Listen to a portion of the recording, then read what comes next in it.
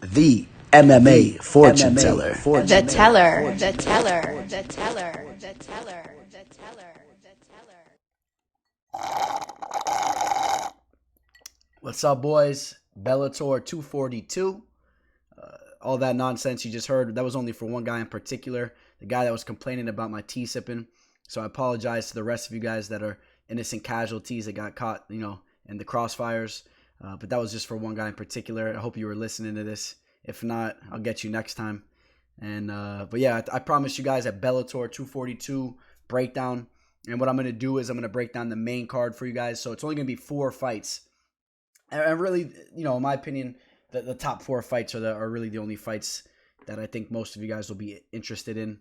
I'm sure some of you guys out there are diehard fans that are going to try to watch every fight you can. But, those other guys, they got to make a name for themselves first before the tellers over here breaking their fights down and going into detail on them. But the top 4 fights, I am actually pretty excited for these fights. We take a look at them here. Sergio Pettis, who made a big splash since he signed over with Bellator in his first fight. Not against the biggest opponent, but looked phenomenal in that fight. He had that killer instinct that he never really had in the UFC. Taking on Ricky Bandejas, a guy that I'm very high on. I'm going to talk about him here in a minute. Guy that took out James Gallagher. I got some stories about him. He lives right down the street over here, training at American Top Team. We got Jordan Mean taking on Jason Jackson.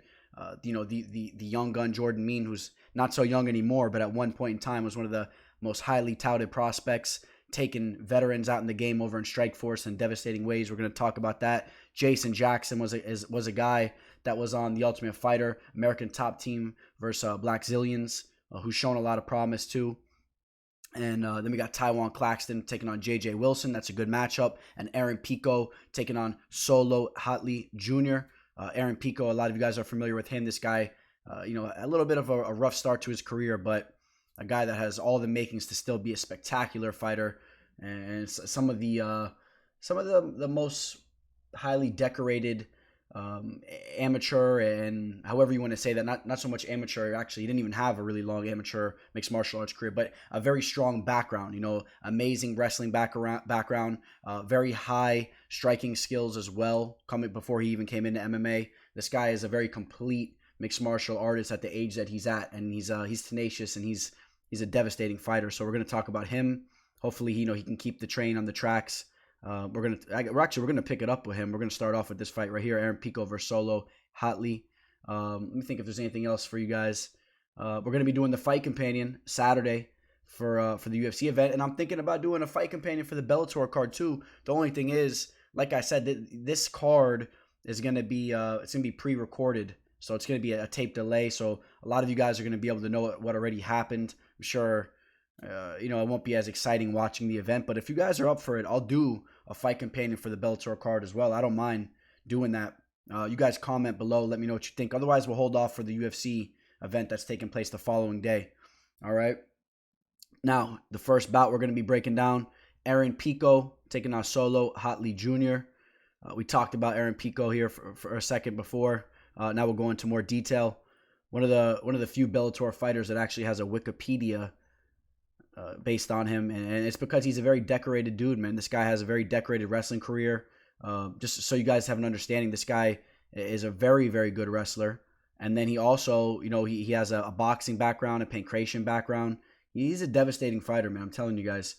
You see him winning some championships over here, placing. I don't know if you guys can see that. I might be covering it up, but he's placed gold in the Cadet World Champions, bronze and silver in the Junior World Champions. For the Zagreb and Salvador champions. This is for wrestling, men's freestyle wrestling. He has a background in Olympic freestyle wrestling, Greco-Roman wrestling. And like I said, he also is devastating with the hands too. He is only 23 years old. Only 23 years old.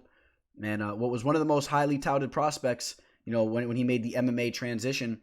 And I was a little disappointed the UFC didn't get their hands on him. But it was kind of understandable. Of course, the UFC doesn't normally sign guys that have such a green mixed martial arts background, and Bellator was willing to give this guy some money and invest in this guy, so it made sense that he signed with Bellator.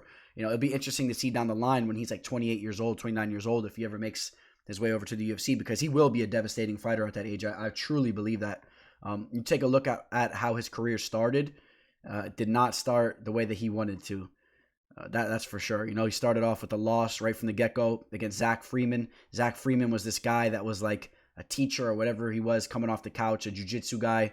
And, it was the basic situation where a guy has an excellent wrestling pedigree, and they get a little bit overconfident. And when you're grappling with a guy that knows jiu-jitsu and he's more well-rounded with his jiu-jitsu skills, you stick your head in there, you're going to get choked out. I've dealt with this a lot myself, grappling with guys that were very high-level wrestlers that would come into the mixed martial arts gym, and, they thought they were so, I don't know how you want to word that. I mean, they were just very comfortable with, sticking their head in, grabbing single legs and double legs, ready to put you on your back, but not understanding that you could snatch up their neck. And if you know what you're doing, guys that are good with the guillotine, you stick your forearm under their neck and you slap that on. A lot of these wrestlers, they're not really that comfortable with that. And it takes some time for them to understand how to defend it the proper way.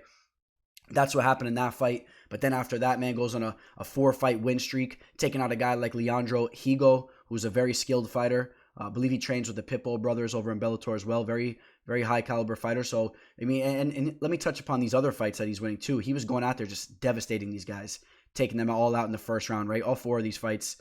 And then he had the setback against Henry Corrales. Henry Corrales, if you guys aren't familiar with Henry Corrales, he's one of the staples over there in Bellator. Very skilled fighter, very well-rounded. So, you have 2 completely different type of fighters. Henry Corrales, at the time, he's a veteran of the game. He's a gladiator. He's been through so many battles. Then you got Pico, who's so green. He's a young kid. Sometimes it's not going to pan out good for you. So, and it didn't pan out good for him there. The Adam Borges flying knee, that wasn't a good look for him. That was a fight that he was looking good in the beginning as well. But, if I could say one of the constant mistakes that Aaron Pico makes is he gets very overzealous in there, man. He's constantly trying to take your head off, and sometimes it puts him in vulnerable situations where, he can get knocked out and whatnot. So, he took a loss there. Then he bounced back again with another solid victory over a guy named Daniel Carey. I would like to see Bellator, I would have liked to seen them groom him a little bit slower, but they wanted to throw him right to the fire. I guess they feel like, they're not going to give him a bunch of easy fights so he could build up a name, and then, towards the end of his contract, he just leaves to the UFC. They want to make entertaining fights off his name right now. I feel like that's how they look at it. They're already paying him good money, so they've been throwing him to the fire. Now they're throwing him against this guy Solo. Not really impressed with this guy Solo. Really not impressed with him. He's 8-2. You take a look at the fight tape on him. He's a little bit slow, in my opinion, on the feet. I mean, I know he looks all muscular and whatnot, like he's going to take guys out left and right, but even though he does have a couple finishes on his resume, if you watch the fight tape on him, it's slow. I think Aaron Pico is going to be a lot quicker to the punch than him, and I think he'll be able to take him down at will. And if Aaron Pico is just calm in there and takes his time, I think he easily wins this fight. Take a look at the line. Aaron Pico's like at -700. Money keeps coming in on him. You could have got him at like -500 yesterday, and I think rightfully so. I'm telling you, if you guys don't know about Aaron Pico, you're gonna know about him down the line. That's for sure. A devastating fighter. Take a look at him here. Very fit, always in shape, and just very, very skilled as well. Here's the matchup, man. So Solo, Hatley. Like I said, not really overly impressed with this guy. You see, this is a fight from a while back, but you see the stand-up. It's pretty elementary.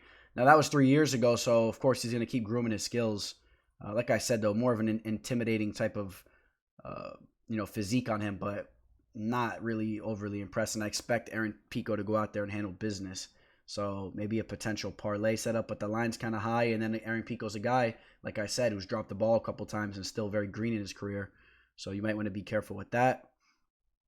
And yeah, that's how I feel about that fight. And let's see, what fight do we got next? That's a good one too. Taiwan Claxton taking on J.J. Wilson. J.J. Wilson, the undefeated fighter, 5-0. This was a guy that was training over at an American Top Team over in New Zealand, the top team that they have over there, and then has since made the trip over to San Diego, training with Alliance MMA, Dominic Cruz and them boys, so he's getting some proper training. Taiwan Claxton has a decorated wrestling background. I became familiar with him with his first fight in Bellator. This guy threw a nasty flying knee out there right off the jump, man. Just made a name for himself. Got the flying knee over Johnny Manila Bowman. And I remember seeing that and thinking, oh, better watch out for this guy, because a lot of people already knew about this guy's wrestling credentials. So Bellator gets a lot of highly touted prospects, with the big wrestling backgrounds and whatnot. There's a couple guys over there like that that are being groomed through the organization. Claxton, he also has a Wikipedia page because this guy has a lot of credentials to his name. In particular, the wrestling, man, a lot of good stuff here. All-American status, Division II at the 141-pound weight class. Bounced around to a couple different schools. And if you read up on the guy and if you're familiar with him, he's a good wrestler, and that's actually carried over to his MMA career easily. He's been taking guys down, working the ground and pound. That's his bread and butter. That's what he likes to do. He likes to take guys down and finish them on the ground. Did have that setback against Emmanuel Sanchez. We just talked about Aaron Pico getting in water that was a little bit over his head, fighting a guy that's had a lot more experience than him, who was a real gladiator. Same thing with Emmanuel Sanchez, another staple of the Bellator organization. Emmanuel Sanchez is a beast. So he lost that fight. He looked good at point in times in that fight, but Emmanuel Sanchez is the real deal. Pulled off the triangle choke on him, just a little bit more crafty. He since bounced back with the victory over Brandon Akio. And now we got this guy, J.J. Wilson. J.J. Wilson, a brown belt in Brazilian Jiu-Jitsu. A guy that, this is a guy, in my opinion, that's more of a grappler than a striker too. So it's going to play out interestingly. Like this guy, JJ, likes to really push the pressure on his opponents. He likes to run out there, push them against the fence, try to get takedowns, work his jiu-jitsu and whatnot. And that obviously that's not going to be happening against Claxton, in my opinion. Claxton will be able to dictate where this fight goes. And I'm on Claxton here. I like Claxton to win the fight.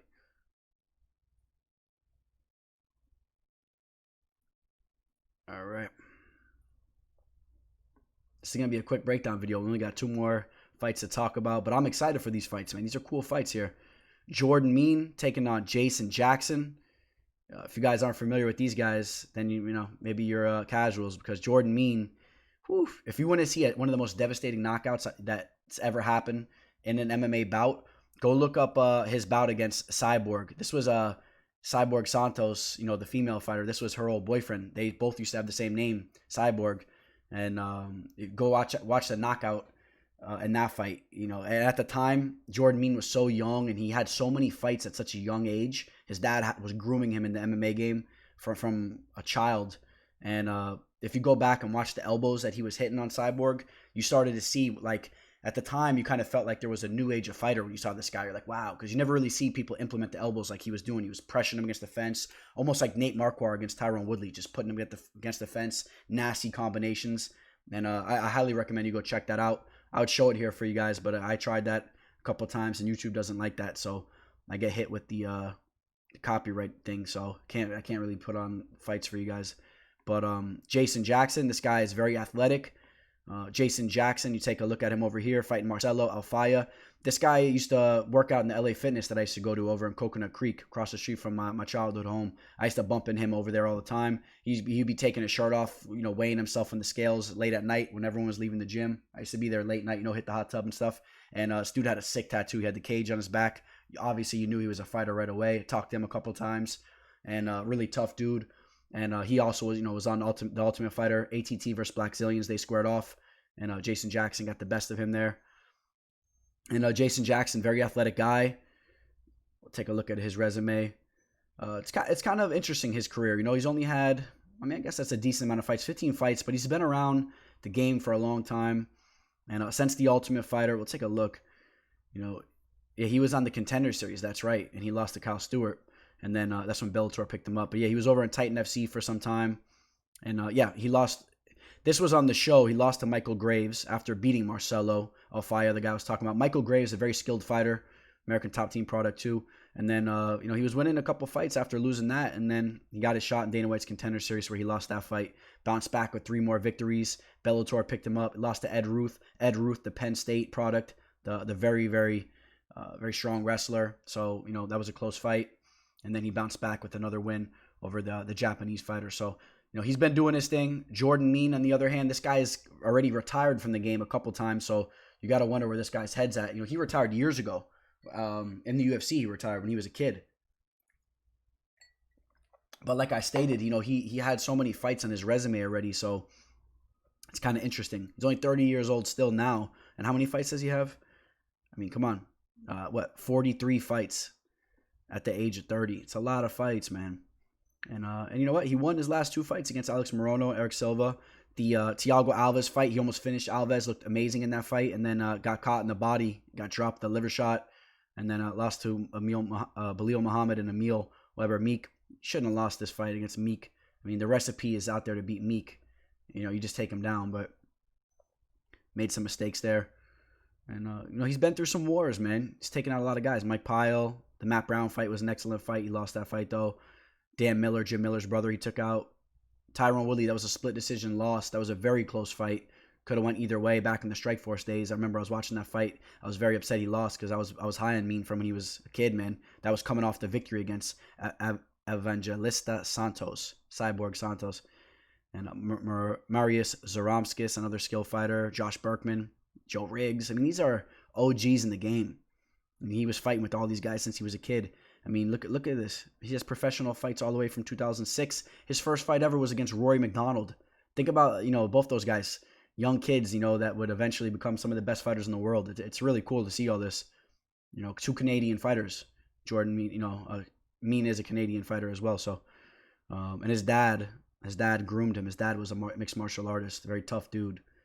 So, you know what? We'll take a look at the line here. Jordan Mean coming in at plus 150. I think the value is on Jordan Mean.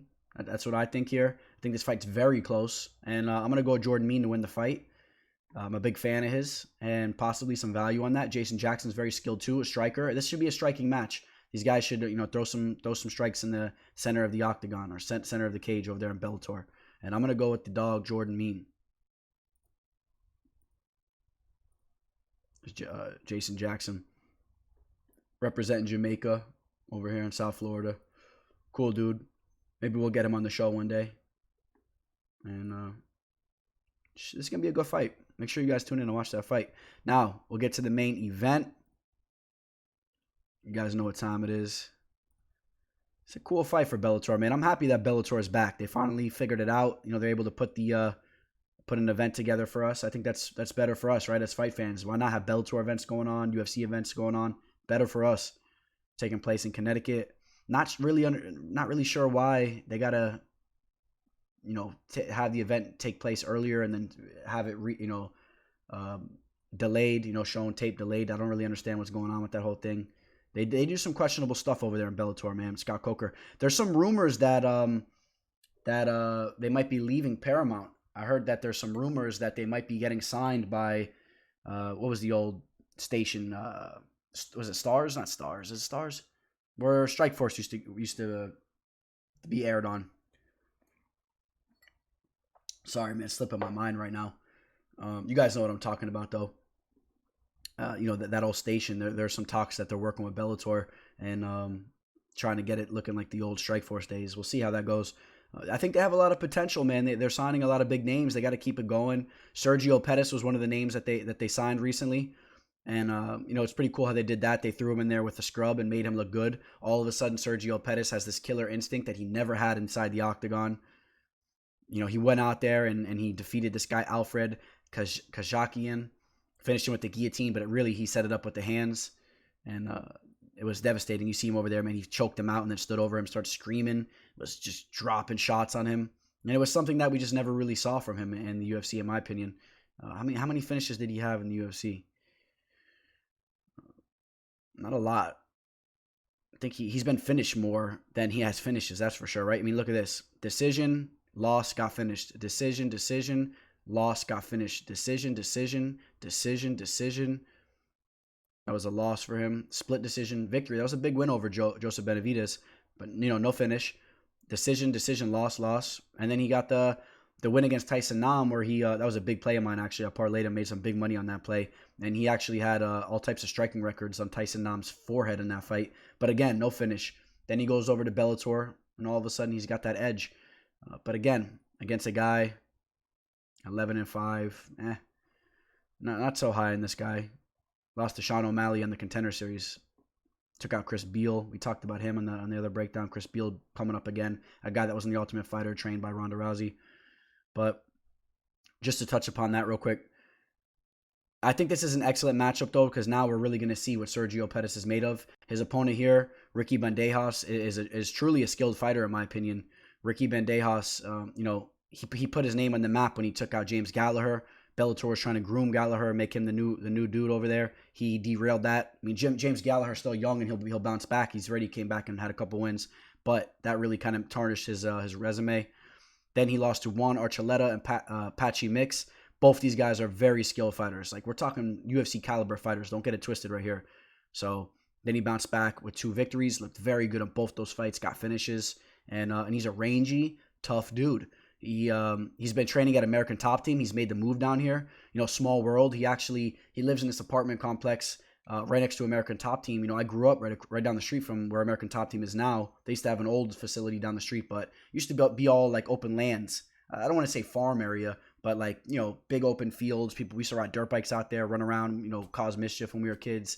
And now where the modern American Top Team is, that used to be like a little like a barn type thing, like a wooden thing where they used to sell fresh fruit. It's funny, I used to go in there and get fresh fruit, and now there's a big hotel there and American Top Team's there. But Ricky Bandejas, he's over here. One of my best friends just hit me up a couple weeks ago. Saw him over at the Walmart. He was over at the Walmart with his 3 daughters, like holding his one daughter. He's trooping it, man. He has 3 girls, and he's doing his thing, man. He's supporting the family. He's a good dude.